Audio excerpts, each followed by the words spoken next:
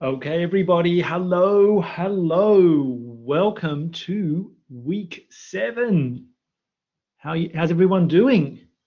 I hope you got nice and flexible with your week 6, doing some yoga or something. But on a more serious note, it's lovely to see you again. And I missed our class last week. I was wondering, what do I normally do? Oh, that's right. So anyway, so it's good to be back. In this tutorial, it's a tutor-led tutorial as per usual.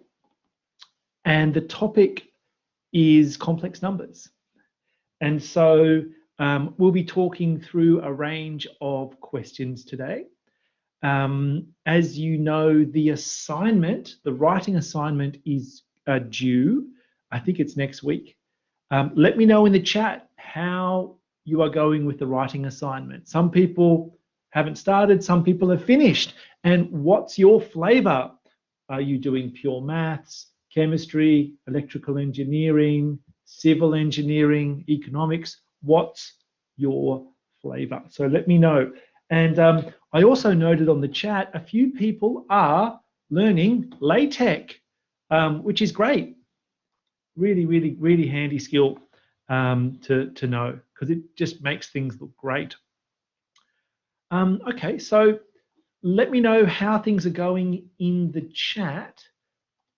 I will show you what we're going to look at today. This is the 3rd tutor-led tutorial on complex numbers this week. So in the previous classes, I've done some earlier questions. So I thought in this class, we could talk a little bit about the polar exponential form and a few things like that. So I thought we could do some of these questions here. This is page 121. Okay. So let's have a look at the first question. Now, the first question here doesn't actually use the polar exponential form, but it's not a difficult question, even though there's a h there. Okay, so it says find the square roots in Cartesian form of this complex number. All right, so let's work with that, and I can share my document camera with you, and we can get underway. All right, so 34. So let me just darken that a little bit. All right, so 34A, oh no, let me go up a bit. That's better. All right, 34A asks us to solve the following problem. And this is a classic example.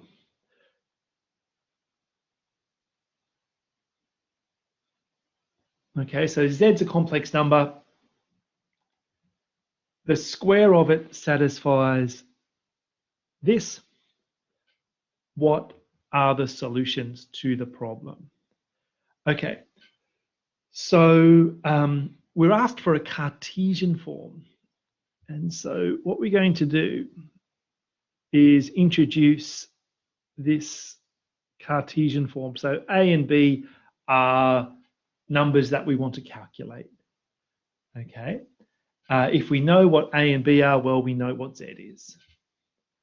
All right.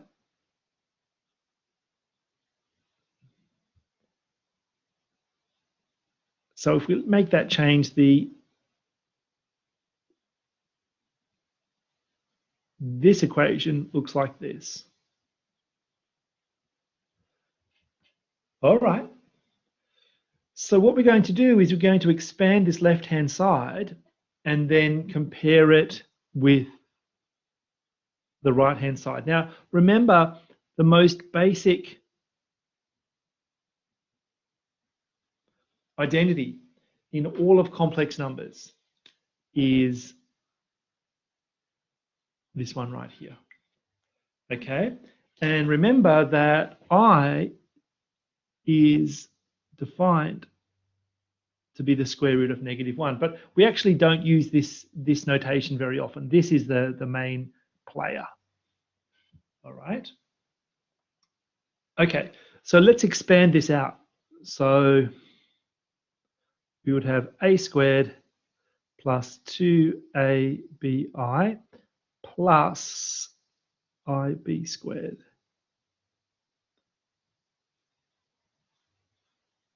Okay, and using this up here, we'll get I squared b squared.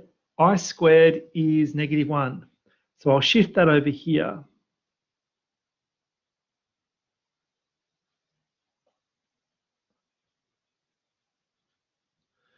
And what we can do is just compare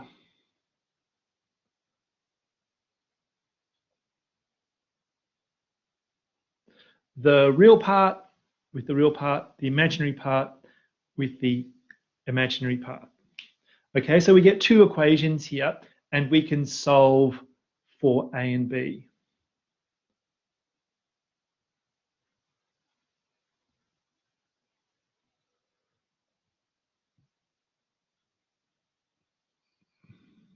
So if 2ab equals -20,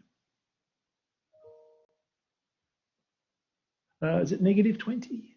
It is -20. So if 2ab equals -20, then a times b equals -10. Okay. You can if you want to. I mean, it's a good question, Isabella. A and B here, you would expect them to be real numbers, right? Yeah, so these are not complex numbers. This is the standard Cartesian form of a complex number. So you could write it if you wanted to, but I'm not going to write it. It's up to you though. Okay, so usually with these problems, A and B are integers because they want to give you things that you can do by hand. Okay, so one quick way of doing this is to look at this and go, okay, what are the factors of -10? Okay, so when I look at this, I go, oh, okay, well, this is just the product of two numbers gives you -10. So the factors, what are the factors going to be? Well, it's going to be something like -5 and 2, or 5 and -2, or yeah, the signs have got to be different because we're multiplying them together. So these are your choices. It just depends which one is A and which one is B here. Okay, well, let's use the first equation. If A is that and B is that, is the first equation satisfied? Well, yes, it is, because you have 25 minus 4. If A is that and B is that, do they satisfy the equations? Well, that's 25 minus 4. So they're going to be your solutions. Now, if you want to, you can put a third equation in here, like a squared plus b squared, but actually it's not necessary, okay? It's not necessary for these simple integer solutions, right?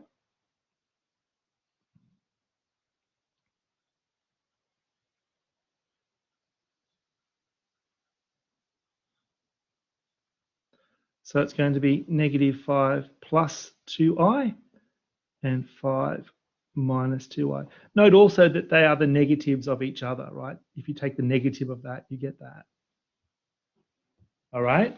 So this is one sort of fast way that I like doing, where you can just look for the factors of whatever this number is. Okay. And these type of solutions that they expect you to do by hand, the A and B will be integers, right? Now, what if they're not integers? Well, you would have a third equation here, a squared plus b squared, right? You would work out the square of that length. Okay, so that's going to be like 29 or something.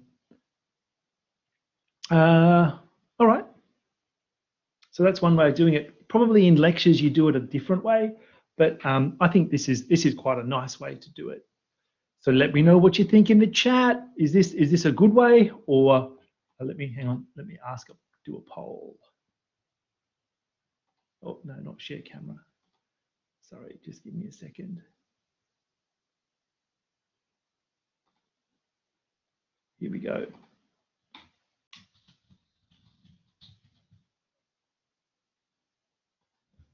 Let me know what you're thinking. What do you think of the method?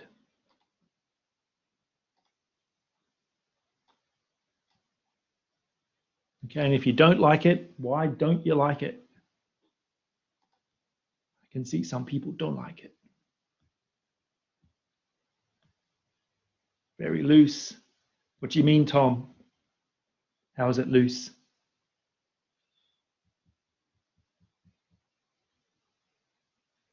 Well, it just relies on primary school mathematics, right? To work out the factors. That's why. I know. So if you prefer, so alternatively,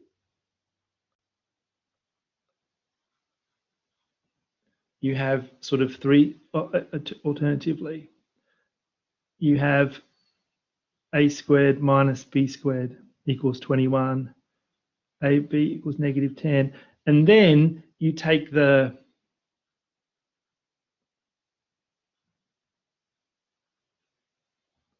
thing. Okay, but Tom, you have to be able to square that, and add them together, right? That's going to be something like 841. Okay, so then you'll get those things. Okay. Yeah, it's not exact, but it's pretty good though from a simplicity point of view. Yeah, I agree, Tom. Okay, so then you've got three equations, add them together, do all that sort of stuff. Okay, so that's what's in your book. This is my method. I just prefer it because it just uses basic maths. Okay, all right.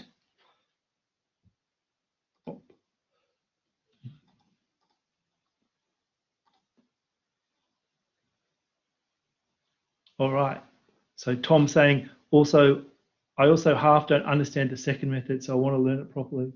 So what part don't you understand here, Tom? Let me know. Is it this third equation? Because from here you just yep. So this one here is that. So we're in the bottom line, right? Yeah. So this is a basic property of the modulus, right? So if you have the modulus of a power, it's the power of the modulus. So that's a basic thing. And so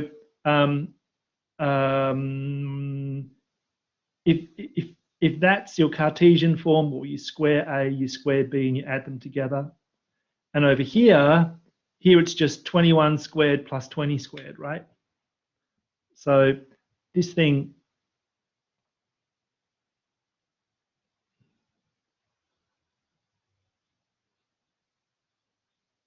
okay, so that's where the 841 comes from. You square that, and you add them together. Okay, so you get 841. So is that making a little bit more sense now, Tom?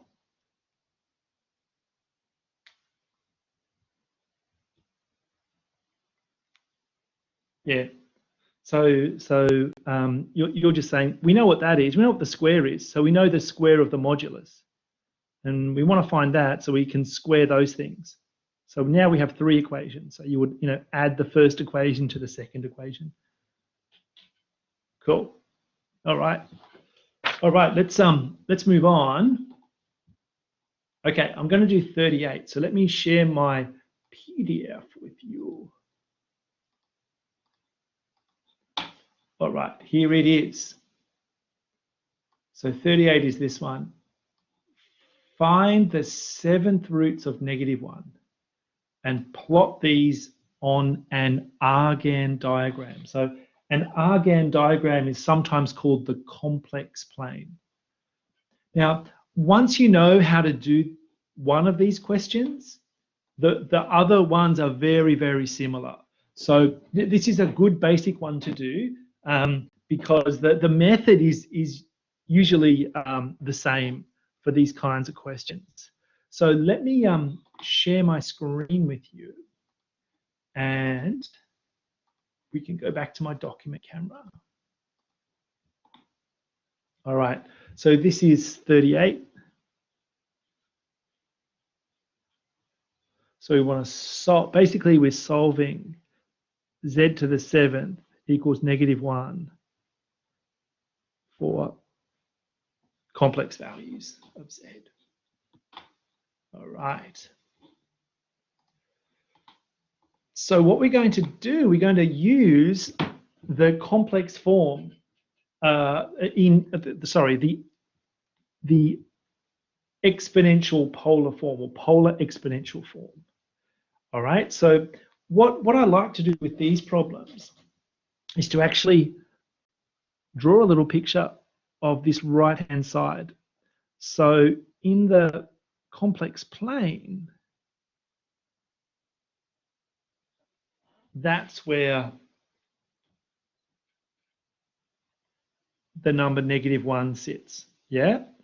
So who can tell me, if I want to write -1, what is the length and what is the angle associated with this particular position in the complex plane? What's the length and what's the angle? Who can tell me on the chat?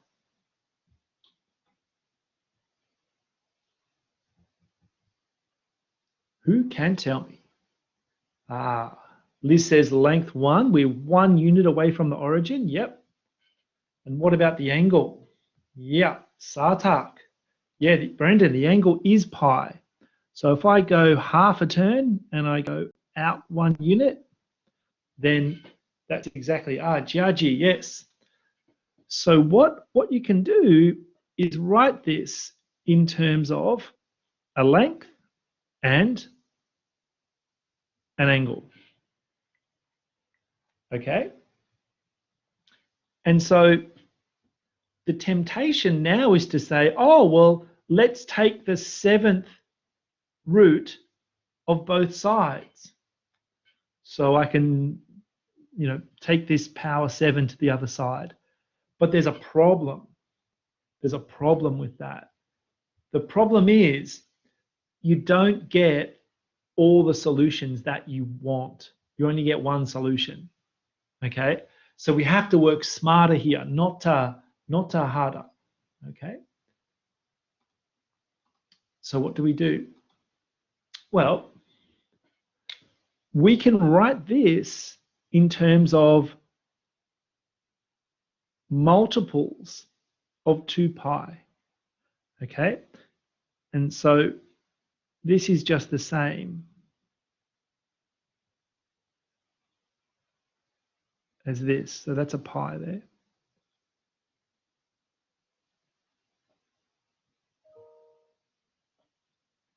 Okay, so this looks very odd because I'm making it looks like I'm making the right-hand side more complicated. But actually, if we look at the angle, it's very simple. So that's 1 turn. If I go around another turn, I get back to the same spot. If I go around another turn, I get back to the same spot. So even though this looks really weird, it's giving you the same complex number. Okay, so what I'll do now, I'll just tidy this up a bit. So there's a common factor of pi and I.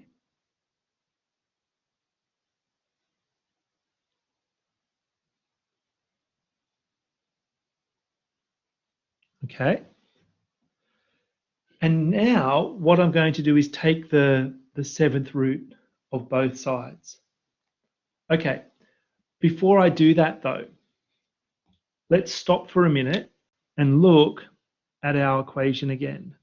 Okay, let's call it star. Okay, now star is an equation called a polynomial equation. And the coefficients and the constants are all real. Even though z's complex number, the number in front of it is the number 1, which is real. Okay? So one of the things is that if these things are real, then the solutions have a special form. It's a polynomial with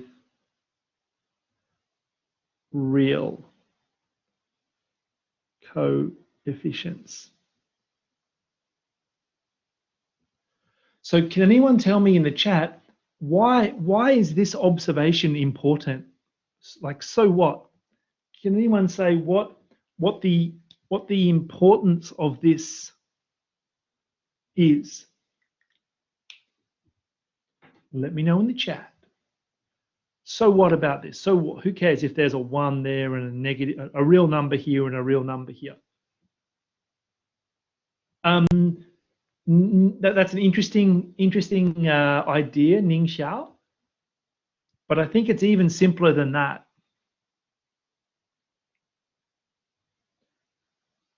I guess the first thing is with the power 7, we would expect 7 solutions, right? But who can tell me, why does this matter? So Ningxiao, you're on the right track with respect to, well, it has something to do with the form of the solutions. Does anyone know?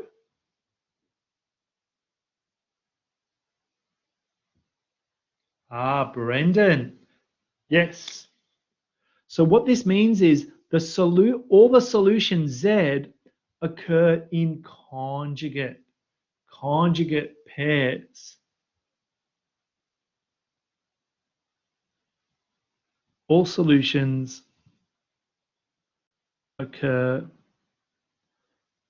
in conjugate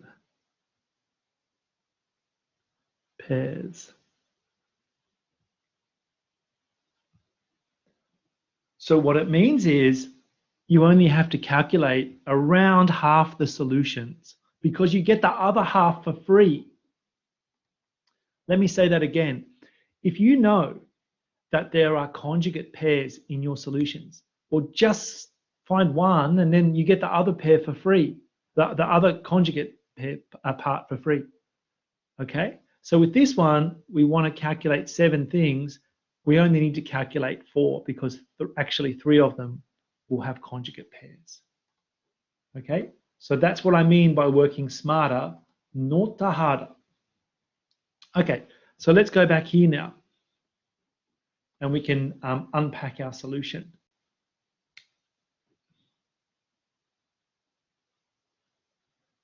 So we will consider, so take the 7th square root of both sides. So 1 to the power 1/7 is just 1.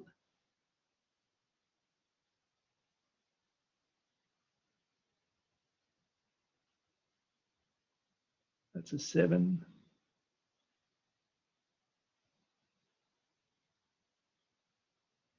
Okay, and believe it or not, this contains all of our solutions.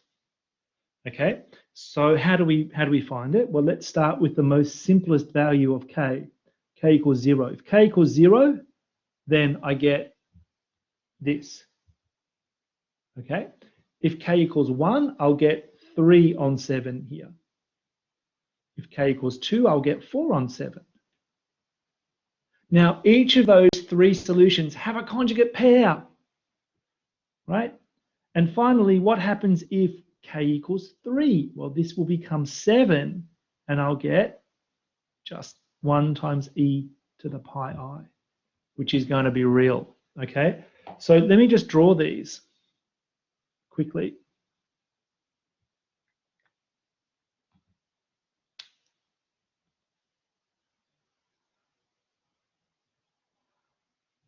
Okay. Here's 1 and here's I. Okay, so for k equals 0, the angle is just pi on 7. So it'll be something like, I don't know, something like this, right? For k equals 1, it'll be, the angle will be 3 pi I on 7. So maybe something like that. Okay. For k equals 2, it will be 5 pi I on 7. So maybe something like that. Okay. And lastly, for k equals 3, we'll get e to the pi I, which is over here. Now, each of these solutions have a conjugate pair, and you know you just reflect in the x-axis, or the horizontal axis.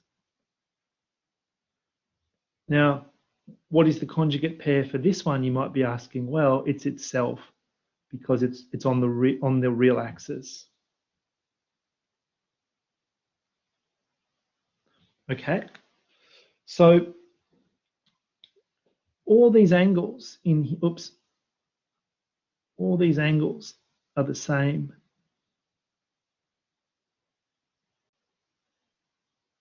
Okay,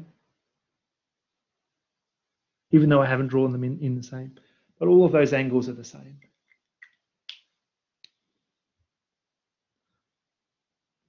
Okay, so this is usually what it will look like when you have real coefficients in your problem. Now, if you look at back here, this one is also a polynomial, but the coefficients aren't real, because that, even though it's a 1, that's not real. So these are different. These are not conjugate pairs, okay? But with these equations, you do get conjugate pairs. All right. What do you think? Hit me up in the chat with questions, comments, observations.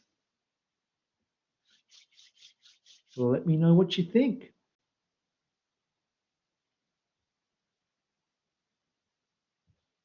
Let me know.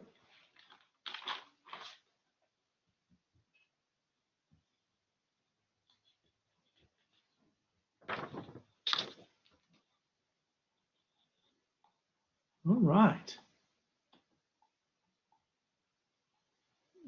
Okay.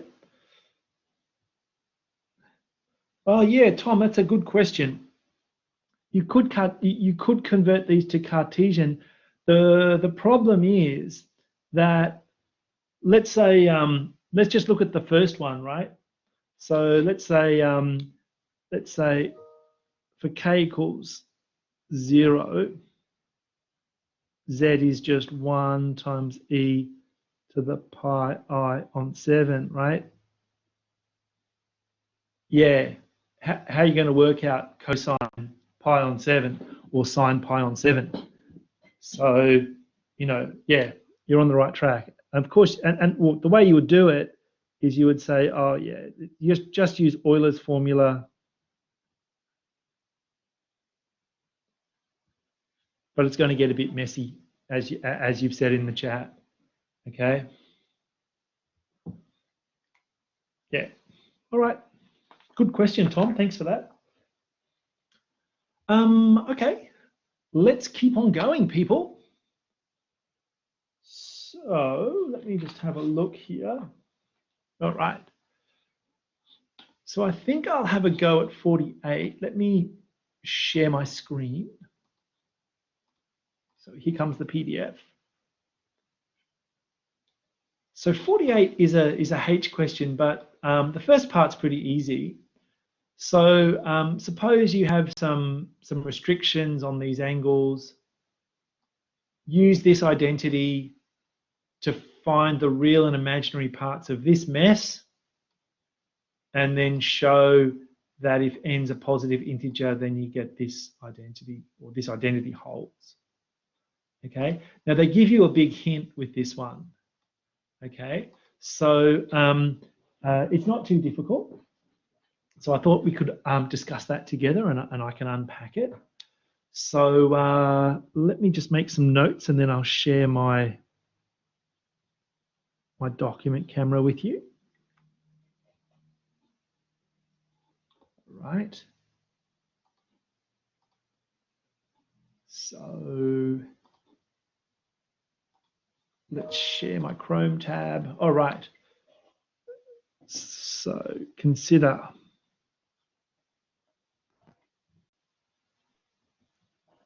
now this is just a basic identity that's easy to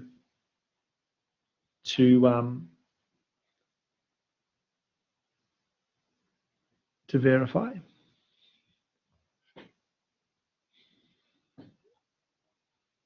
All right, part A wants us to find the real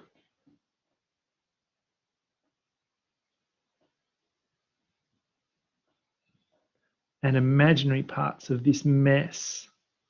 Now it looks messy, but actually it's pretty easy.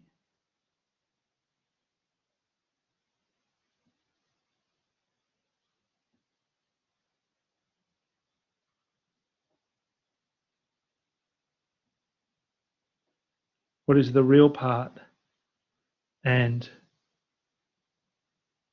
the imaginary part? I guess that's how I'm summarizing the question, just with my writing.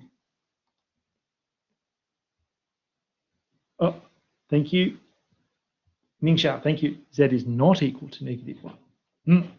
Okay. So can anyone suggest how we might start this problem? It's a pretty big clue here. What is like? Who can in the chat put us on the right track? What can we do? Change the form. What do you mean, Ningxiao? Oh, that's interesting. That's an interesting idea to use the absolute and the argument. I would think it's even maybe simpler than that, Ningxiao. I would even think it might even be simpler than that. You don't need to find the absolute value or the argument. Does anybody have any suggestions? That's an interesting one, Omar. Multiply top and bottom by conjugate of the bottom. So you would sort of work out the conjugate of that and then multiply by the factor of 1. That's interesting. I still think it's even simpler. Thin's on the case. That's interesting too. Yeah, that's interesting too.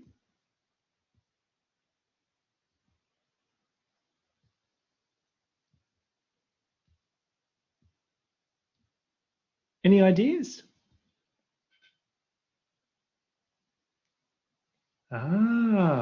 These are great suggestions, everyone. I'm really enjoying them. Well, if I do this, are you seeing a connection between this form and this form?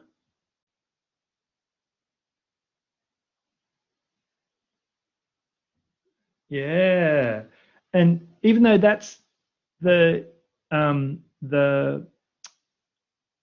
to the -1, you can bring that in using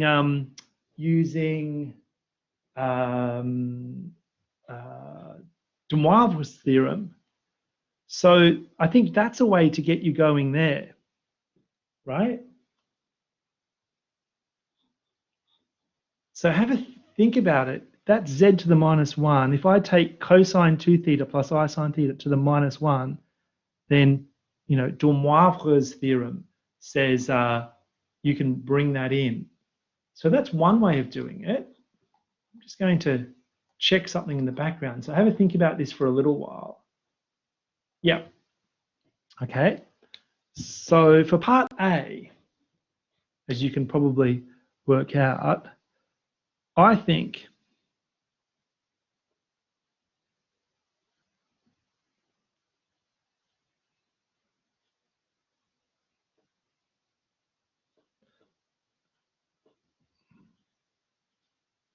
about 2 theta.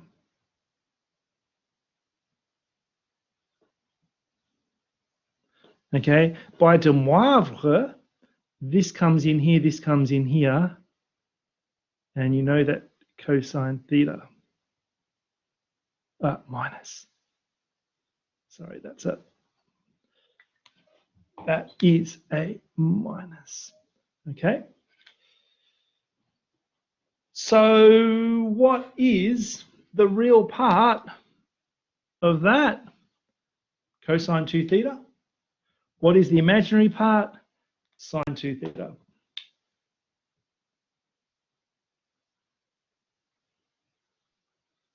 The real part of this mess equals cosine 2 theta. The imaginary part of that mess is sine 2 theta. Okay, so even though this is a nasty thing, it was pretty easy because we had that hint and we could just make a comparison. Okay. All right. Yeah. So that's pretty easy once you know how to do it. Okay, so let me just get back to my PDF in a second. Just need to get back here.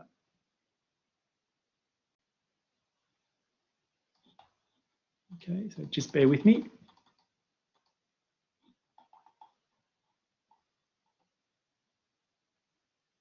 Yeah. Okay, and the second part of this question, let me share my PDF with you.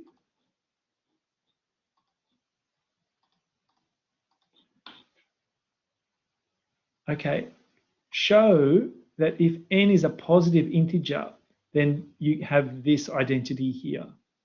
Now you can, from the first part, you can kind of see, well, that looks a bit like that, and that looks a bit like that maybe. Okay. So let's unpack that and see what we can do here.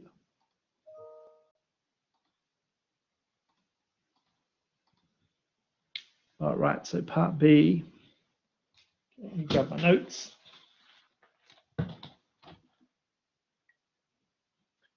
Okay, so if this is true, then we can take the power of both sides, right?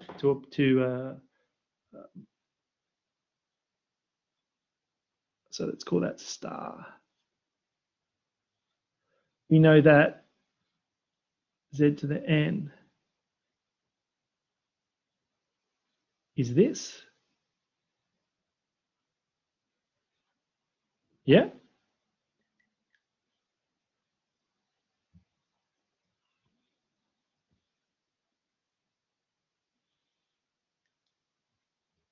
And so we consider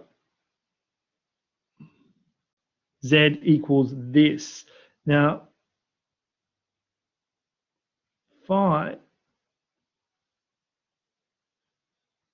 is, well, you don't know what phi is. You have some restrictions on it, but notice how these have been swapped around.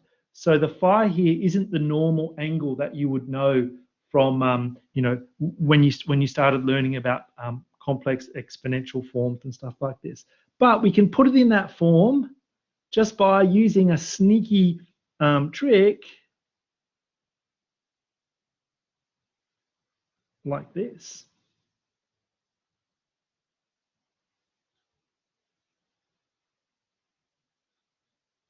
Okay, so all I've done there is I've just basically realized that cosine and sine are, you know, you can relate them through this, this identity. So I can put that in there, that into there, and the whole thing is just this. So I'm going to get, so this is going to go in there.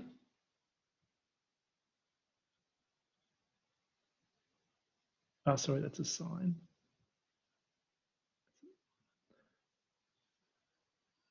okay? The z to the minus 1 is going to go into here. So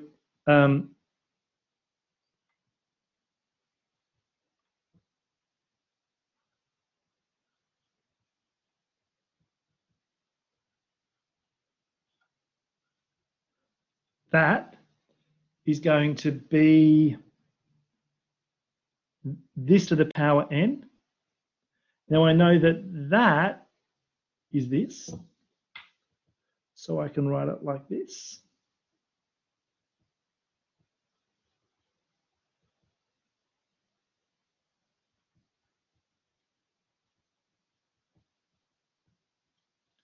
So this is all to the power n.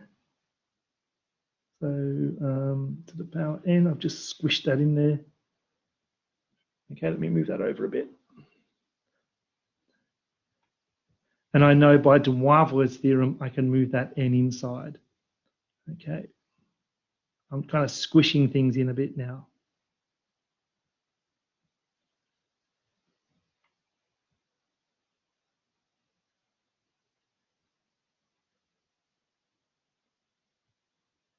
Ooh, just enough space. Okay. So this whole bracket is raised to the power n. All right. So there were a couple of little tricks there, but once you see them, it's like, well, this is, these are the basic properties of cosine and sine. So not an easy question, but the first part you had a hint, which was nice, and the second part, well, you're just using de Moivre's theorem and the basic properties of cosine and sine.